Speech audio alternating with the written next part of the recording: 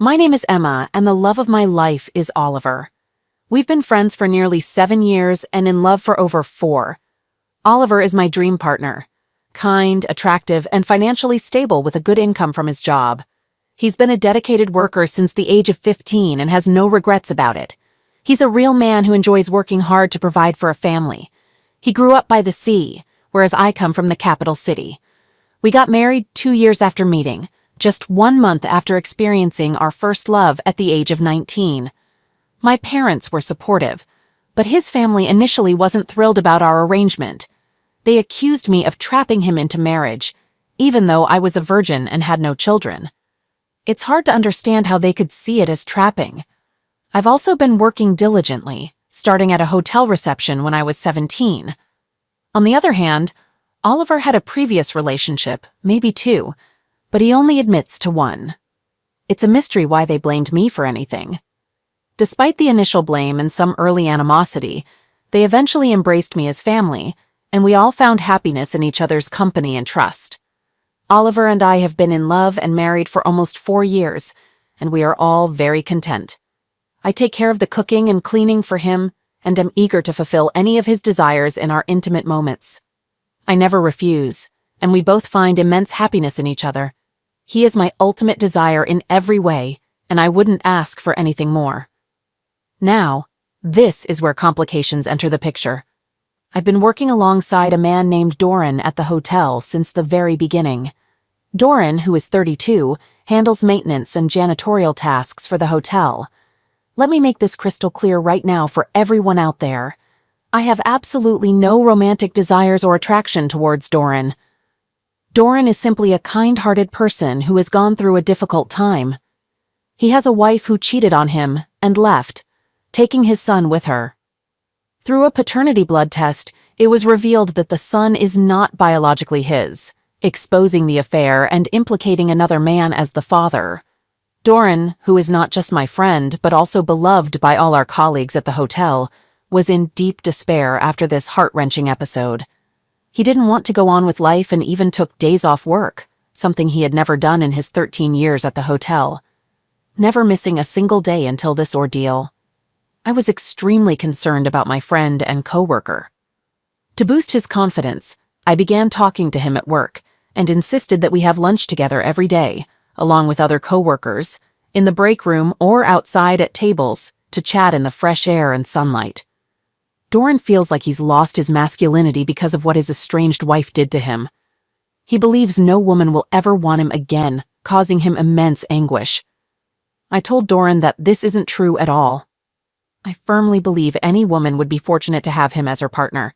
He is kind, gentle, a good provider, and a loving father to his son. I'll share more about that part of the story later on. Having conversations with Doran over these weeks gave me an idea.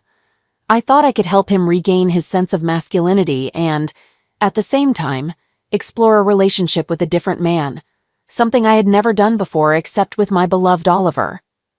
This would help me resolve that lingering question in my mind. I then planned when to approach Oliver with my solution and seek his approval. After we finished dinner and cleaned up, I sat down with Oliver for our discussion. I shared my thoughts and suggestions with him. His response was to burst into laughter and give me a crazy, incredulous smile.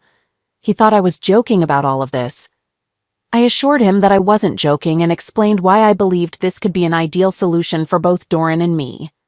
I emphasized that he had nothing to worry about concerning Doran because I had no desire or attraction for him. Oliver became quite upset and stormed away, slamming the bedroom door. However, he didn't lock the door, and I knew what he wanted. To show my love and commitment, I removed all my clothing and entered the bedroom. He can never resist me, just as I can never resist him, even after 4 long years. I gave him everything he loves, and we fell asleep together in love and happiness, just as we always are. I waited for a day before bringing up my suggestion to Oliver again. I asked him if he had thought about it and whether he'd give his blessing. Once more, he firmly stated that he wouldn't and warned that if I went through with it, he would file for divorce and have no further communication or friendliness with me. I acknowledged his stance with an okay and sat beside him to watch a movie. Eventually, I offered him a treat, and we spent the night together on the couch, still deeply in love with each other. During this time, I observed that Oliver was distant and preoccupied with something other than our intimate moments or the delicious meals I prepared. He frequently talked on the phone outside our apartment or in a hushed tone in the spare room. My suspicions were raised, but there was nothing obvious. Days passed, and it was now Sunday. After attending religious services, Oliver was planning to drive to the sea for a 4-day trip with his family. They had a yearly tradition of fishing during this time, which I had no issue with. I understood that he needed his male bonding time to maintain his masculine qualities and strength. Before he left for his trip, I brought up my suggestion once more. Oliver seemed frustrated but responded, "Emma, you're an adult and I can't force you on any matter. If you want to be with another man, I can't stop you. I've already expressed my feelings about this." I hugged, kissed, and thanked him for his understanding, but he looked at me strangely before getting in his car and driving away. Before Oliver left, he advised me to remember what he had told me. I expressed my love for him and continued to send affectionate messages and texts that night. The next day during lunch, I met with Doran and shared my suggestion with him. He was completely surprised and hadn't anticipated this at all. He initially declined, stating that he couldn't engage in a relationship with a married woman. I explained that my husband didn't agree but allowed it, and this was what I wanted. Doran pondered my suggestion throughout Monday night, unable to sleep. When we met on Tuesday, he agreed to it on the condition that both my husband and I were comfortable with it, emphasizing that there would be no emotional involvement, only the physical act. I assured him that I had no desire for him whatsoever. He was a nice man, but not someone I found attractive in any way. So, on Tuesday night, I went to Doran's place. It was a cozy little home, and we had the encounter, using protection, and there was no kissing or intimate gestures, just some physical contact in the act itself. It seemed to satisfy Doran quickly. For me, it was merely about putting an end to my curiosity. It wasn't a memorable experience and held no significance for me other than checking off a box. That evening, I sent a text message to my beloved Oliver, informing him that everything had gone smoothly. I assured him that Doran's self-esteem had been restored, and I had found the answer to my question. I emphasized that I would never be with another man. Only him, my love, Oliver. It's crucial to understand that this was a purely physical encounter with the use of protection, devoid of any emotional connection or love, unlike the intimate moments I share with Oliver. Let me clarify this for everyone out there. I chose to text Oliver because I was concerned about his reaction, and he didn't respond that night. I spent a sleepless night filled with worry. Thankfully, the next morning, he texted back, saying he would be returning home on Saturday instead of Friday. While I didn't like the idea of him being away for 2 additional days, I appreciated his understanding regarding the suggested encounter and was grateful to have his love. The following day, Doran and I had lunch together, and he expressed his gratitude for the session and for helping him regain his confidence and sense of self. He also shared that he had been granted 50% custody of his son through the court, despite not being the biological father. I celebrated this news with him and explained that, now that our purpose had been fulfilled, we didn't need to continue meeting individually for lunch or other gatherings. He thanked me, understood, and assured me that he wasn't a deceitful person. During this time, I continued to send loving texts and intimate photos of myself to my dear Oliver.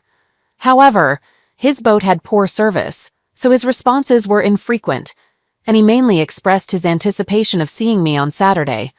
I was filled with excitement and love, eagerly awaiting his return. But unfortunately, this story takes a painful turn. On Friday, after a long day at work and shopping for Oliver's favorite foods, I returned home to a shocking sight.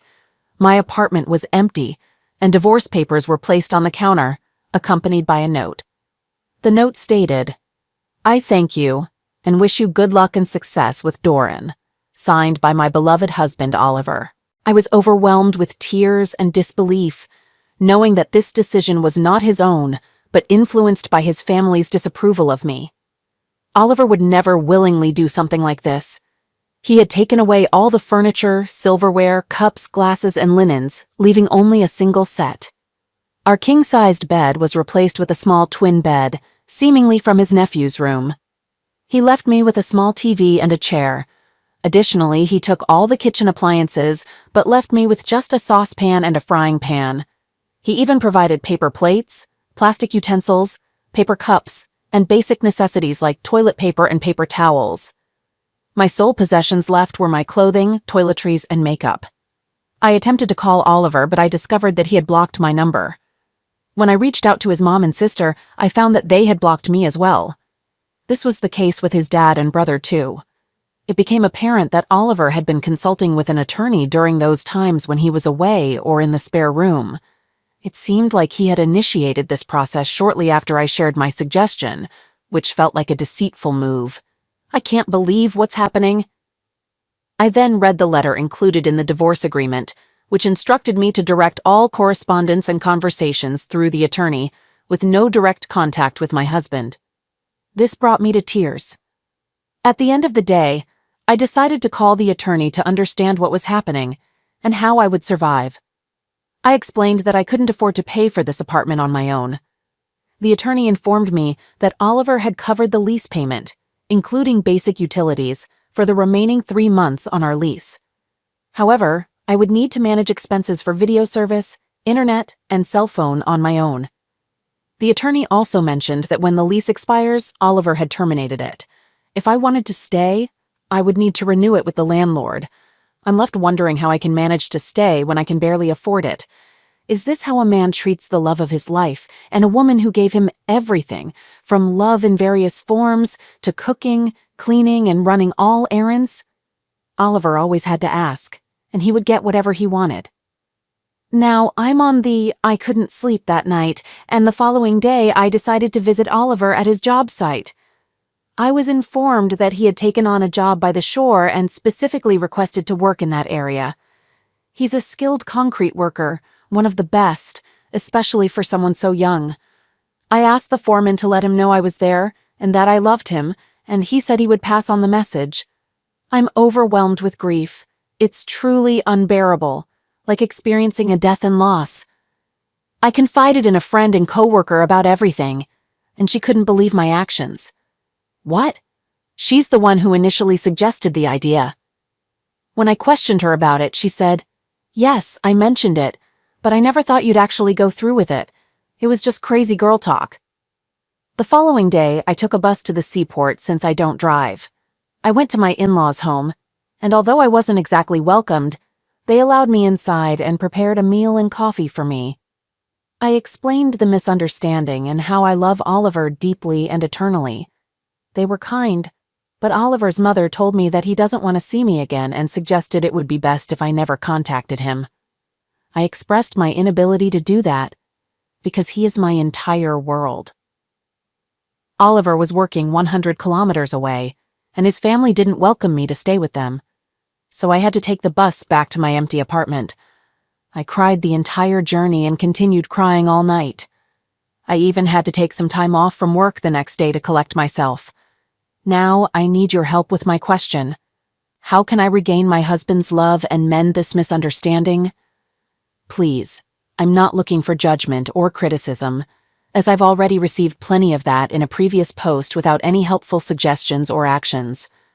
All I'm seeking are practical steps to win back my man, the love of my life, because I can't continue like this. Your assistance is greatly appreciated. Update 1. Let me address some questions from this group. Yes, I believe in God and the sanctity of marriage. Do you? No, I was not unfaithful to my loving husband, and I would never engage in such behavior. It's quite audacious to even suggest that. Yes, I do consider myself a good girl. How many 24-year-old women do you know who have only been with one man and had just one other latex session? I can answer that for you. None. Unless they're nuns. No, I have no intention of having any kind of relationship with Doran beyond being co-workers. There's no attraction or desire there. What I did for him came from the kindness of my heart. I take pride in helping him, and it's ultimately up to God to judge me, not any of you. No, I will never be with another man in the future. Perhaps you should ask these questions to your own significant other. Why not? because you don't want to hear the truth. No, I didn't diminish or disrespect Oliver. You haven't met my husband, so you can't judge his masculinity. I know he's more of a man than anyone here. No, I haven't disclosed the situation to my parents or other family members, but I'm confident they would be proud of their daughter for doing what's right and selflessly helping people. No, I have no interest in engaging in latex sessions with any other individuals in this group. Many of you seem to have bitter attitudes. Update 2. Well, I have to provide another update, and it's quite an unfortunate situation. It's been a whole month since I've been without my husband, and I feel utterly empty and heartbroken. I've made every effort to contact him, but there's been no response. I've even resorted to calling him from other people's phones and leaving heartfelt messages, but it seems he's screening his calls and has never returned any of them, despite my pouring my heart out to him. I went as far as having Doran call Oliver and leave him a message, expressing gratitude for his act of kindness and how it saved Doran from a life of misery. Doran told Oliver that he sees him as a great man and will forever be indebted to him for his actions, emphasizing that there's no love or interest between me and Emma. We're just colleagues. However, Oliver hasn't responded to any of this. I decided to confide in my parents and brother about my divorce, but their reaction was far from what I anticipated. They're very angry with me and can't see the good deed I did, only focusing on the perceived infidelity. No matter how much I try to convince them that it wasn't cheating but a selfless act, they remain unconvinced and express disgust towards me. They've even suggested I go to confession every day for the next year. I believe that in the end, it's up to God to judge me, not the people on this earth, including my own family. Final update. Okay, I wasn't planning on returning to this troublesome post, but some kind-hearted people have asked for an update, so here it is. I really wish I could block all those bitter individuals in the comments. Anyway, let me fill you in on my current situation. I'm now living at our community hostel because my lease expired, and I don't have the financial means to afford rent in the capital city. It's a decent place, but it's only a temporary solution. I could have stayed with my parents, but I chose not to since they don't understand my perspective. Now, about the divorce, it's official. It might just be the quickest divorce in our country's history, which seems to be my luck, but at least I have faith in God to support me. The judge appeared to be quite traditional and didn't seem to have much regard for women in today's world. He viewed my suggestion as nothing more than cheating and disregarded the fact that I had helped Doran regain his life. He simply stated, "You can call it whatever you want, but it's cheating and a breach of your marriage." I tried to explain that my husband had given me permission, but when he asked my husband and his attorney, they both denied it, saying, "No, Your Honor, he did not." What Oliver told Emma was, "You're a grown woman, and I can't prevent you from doing anything." He then added that he had previously warned Emma that he would divorce her if she went through with it. The judge turned to me and I conferred with my legal representative, who confirmed, "Yes, Oliver did tell Emma this, and it's a truthful statement." The judge proceeded to ask, "So why did you proceed with your affair knowing this?" I and my legal representative were caught off guard and didn't respond. The judge then said that we didn't have to answer the question because it was irrelevant to the outcome. He then granted Oliver the divorce, officially ending the marriage. As part of the ruling, he awarded me the equivalent of 6,000 euros, about $7,000, which Oliver was required to pay within 90 days. Can you believe all of this? Just 6,000 euros for 4 years of various forms of intimacy, cooking, cleaning, running errands, and taking care of this man when he was ill? If I had worked these jobs instead, it would have amounted to over 200,000 euros. Do I believe I should have received 200,000 euros from Oliver? No, I do not. However, receiving only 6,000 euros? Come on, people, why aren't women valued more for their valuable contributions to marriage? Can the individuals in the comments section answer me that question? This is my last post here because I won't continue arguing with the unkind individuals in the comments section. I'm simply drained and you all are unpleasant people. Instead, I'm going to invest all my time and energy into winning Oliver back over the next year. I left him a message on his phone, letting him know I won't go on any dates for at least a year, maybe even indefinitely, as I'll be patiently waiting for him to return. I told him he's welcome to come to my new apartment any time for any type of affection, and provided him with my new address. I believe that one day I'll hear a knock on my door, and there will be my dreamboat Oliver standing there, ready to embrace me with kisses. We'll then live our lives happily ever after, possibly with many children and daily affection. Merry Christmas to everyone out there, and I extend God's best wishes to all, even those who dislike me and themselves. All right, that was a fun story. Now let's move on to another exciting one. Stay tuned and let's dive in. This incident occurred more than 5 years ago, and I still haven't completely healed emotionally. Back then, I, John, was 31 years old, and my girlfriend, Lisa, was 29. We had been in a loving, monogamous relationship for 3 years, or at least I thought so. We crossed paths at a cocktail reception held at a local art museum. Ironically, neither of us was a fan of modern art, but we were both there with friends, and we hit it off right away. We started dating casually and soon decided to exclusively commit to each other because our connection was undeniable. Around a year into our relationship, Lisa brought up the idea of moving in together as she was eager to take our relationship to the next level. I initially hesitated, expressing that I wasn't quite ready for that step. So we continued to live separately, but spent at least 6 nights a week together, and our love for each other continued to deepen. Over the following year, Lisa continued to gently nudge me towards taking that next step. Eventually, on our second anniversary, I reluctantly agreed, and we moved in together. Everything seemed to be going wonderfully, and despite being together for over 2 years by that point, our intimacy in the bedroom was still vibrant and adventurous. With our relationship going smoothly, Lisa began dropping hints about marriage and starting a family. I let her know that I could envision that future with her, but wanted us to use this time living together to evaluate if we were truly ready to take that next step. Around 3 months into our cohabitation, I received quite a shock. Lisa called me at work to tell me that she had missed her period and might be pregnant. This caught me by surprise since she had been on birth control pills. She assured me that she hadn't missed a single dose, so I attributed it to the small chance of contraceptive failure, which is around 9%. After ending the call with Lisa, I went through a whirlwind of emotions ranging from fear to excitement. However, the more I thought about it, the more joy I felt about the idea of becoming a father. Driving home that night, I was overjoyed, and upon arriving home, I embraced and kissed Lisa, expressing my excitement, which made her equally happy. As the weeks passed, Lisa started inquiring about our marriage plans. I told her that I wasn't ready for that at the moment, but suggested we consider it after the baby's arrival. She understood but continued to bring up the topic several times a week, emphasizing how much she wanted to be my wife and spend her life with me. Over the next few months, we dedicated our time to preparing for our child, transforming our spare bedroom into a top-notch nursery. I spared no expense on the furniture and fixtures, ensuring we were fully prepared for our impending arrival. Our lives were going so smoothly that, during Lisa's 7th month of pregnancy, I took the opportunity to propose. With a heartfelt proposal, I got down on one knee, and Lisa joyfully exclaimed, "Yes, yes, yes, I will marry you, John." We were both overjoyed.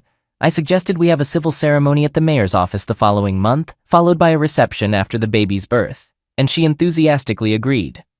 We had a wedding date set, but just a few days before the ceremony, our baby had different plans, and Lisa went into labor. We rushed to the hospital at 4 a.m., and by 9 a.m., Lisa had given birth to a healthy baby boy. I was by Lisa's side in the delivery room, assisting with the birth. Although the delivery went relatively smoothly, I couldn't help but notice immediately that the baby didn't resemble me. He had jet black hair, a deep brown complexion, and appeared to be of Hispanic descent. Both Lisa and I, along with our extended families, have Northern European backgrounds, with light hair and fair skin tones. No one in either of our families has Hispanic heritage. When the baby was placed into Lisa's arms, I glanced at her face, and despite her efforts to appear composed, I could sense her shock at the baby's appearance. My heart was racing, but I managed to maintain my composure, pretending that everything was normal. Lisa wanted me to hold the baby, which I did, and tears welled up in my eyes. I cradled the infant and felt an overwhelming sadness knowing he wasn't biologically mine. Despite my emotions, I handed him back to Lisa and mentioned that I was going out to inform our parents of the exciting news. I went out to the waiting room and shared the news with them. They all went inside to see Lisa and the baby, while I explained that I needed a short walk to calm my nerves after all the excitement. I headed over to a small park area by a stream that flowed through the hospital grounds, and there, I completely broke down in tears. My world felt like it had crumbled around me. I knew that today, I would lose both my future wife and the baby I had so dearly hoped for. I spent about 30 minutes crying my heart out, and then my phone rang and it was my mother. She inquired about my well-being, and I replied, "I think so." She then said, "Son, I understand why you left." I confided, "Mom, the baby isn't mine." Her response was comforting. "Son, I know, and I'll stand by you no matter what decision you make." With that assurance, I regained my composure, went to the restroom to freshen up, and returned to the room. Upon re-entering the room, only Lisa, her parents, and my mom remained. The baby had been taken to the nursery, and Lisa was understandably exhausted from the childbirth. I suggested that we all give Lisa some much-needed time to rest. As we left the room, Lisa asked if I could stay with her, but I gently replied, "Babe, it's best for you to rest without talking." We all headed to the cafeteria and spent a few hours there while Lisa got some rest. Upon returning upstairs, I allowed her parents to check on her first. After spending about half an hour with her, they relayed that Lisa wanted me to be with her, so I went in to comfort her. Lisa began talking, expressing her happiness, and asked if I was happy too. I reassured her that I was thrilled that both she and the baby were healthy. Concerned, she observed, "You seem distant. Is something wrong?" I replied, "We need to talk." She inquired, "Talk about what?" To which I responded, "The baby." Perplexed, she asked, "What about the baby?" That's when I disclosed, "Lisa, the baby is clearly not mine." She reacted defensively, stating, "It is your baby. Whose else would it be?" I challenged her, saying, "You tell me." Her response was tearful sobbing, and I allowed her to cry for what felt like an eternity, but was actually closer to 10 minutes. After she composed herself, I pressed further, asking about the father of the child. Through her tears, she confessed, "You are the father." I didn't accept that and insisted, "Lisa, please don't lie to me." She fell into a silent daze, staring straight ahead. Eventually, she broke the silence, saying, "I'm so sorry, John. I was unfaithful, but I want you to be the baby's father." I disregarded her plea and repeated my question. "Who is the father?" Reluctantly, she admitted that her ex, who she had been with for over 5 years, had come to town 8 months ago, and they had a brief encounter at our apartment. I stood up and walked over to the window, gazing down at the traffic below. Lisa anxiously asked if our relationship was over. I conveyed that it was, as I couldn't fathom trusting her again. She burst into tears, begging for another chance, but I firmly asserted that it was not possible. I insisted that she needed to inform our parents about this situation immediately. Lisa begged me not to disclose it to them. Firmly, I told her, "Lisa, you must do this now, because you won't be returning to our apartment when you and the baby are discharged tomorrow."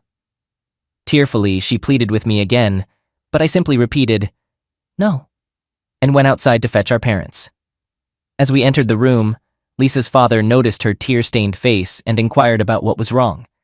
I asked everyone to take a seat, which they did.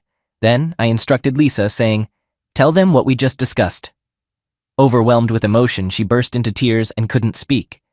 I proceeded to explain the situation to our parents, and all 3 of them began crying, with Lisa's parents crying uncontrollably. I informed Lisa's parents that when she was discharged the next day, she would be going home with them, and I would arrange to have all her personal belongings and the nursery we had prepared moved to their house. Throughout this conversation, Lisa continued to cry uncontrollably. Then I turned to my mom and said, "Mom, let's go." In response, Lisa screamed, "John, please don't leave me. I love you and I'm so sorry." With that, we walked out the door, leaving her parents to console her. While we were driving away from the hospital, Lisa called and pleaded, "Please, John, don't end our relationship like this." I replied, "Lisa, I didn't end our relationship. You did." I continued, "The trust we had is forever broken, and the person I knew and loved is gone." Despite her continued pleas, I remained silent, eventually telling her that there was nothing more to say before hanging up. The following morning, her father came over with his van, and we loaded all of Lisa's belongings and the nursery into the back. I accompanied him to their house, helped with unloading, and set up the nursery in one of their spare bedrooms. I was devastated. Lisa's mom inquired if there was any possibility I would reconsider and give her daughter another chance. Politely, I explained that it was not possible because I could never trust Lisa again, and I would never be able to love the child that was conceived by another man. With this, her father drove me back home, where I spent the next day crying my eyes out. Over the course of the next week, Lisa reached out to me relentlessly, making over 100 calls and sending numerous texts. She professed her love and asked for another chance. Initially, she understood my reluctance to marry her and become a father to her child. Instead, she suggested that we continue dating as we were before. I chose not to respond, and eventually, the messages ceased. Undoubtedly, this has been the most challenging period of my life. Although I have no intention of being a part of Lisa or her son's life, I do entertain the thought of meeting him for a beer when he turns 21. I'd like to express my gratitude for his early arrival, which prevented me from marrying his mother and further complicating my life. My parting advice to all men out there is to consider obtaining a pre-birth paternity test with every pregnancy. It can save you a lot of wasted time and heartache in the long run.